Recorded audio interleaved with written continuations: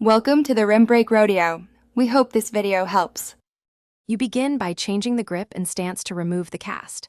Start with a relaxed top hand and slightly more pressure in the bottom hand. This prevents arm extension. Then align your front shoulder to the pitcher and set weight even. This keeps your axis stable. Once done, take short swings into a tee placed at mid-leg and focus on keeping your hands inside the ball. Slow repetitions build muscle memory. Feel the barrel follow, not lead, the hands. Now you build the correct kinetic sequence to stop casting. First, use a modest hip load with about 60% weight back so you generate stored energy rather than swinging with arms. Next, practice separation.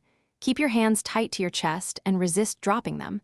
Wait until your front foot plants before the hands start forward.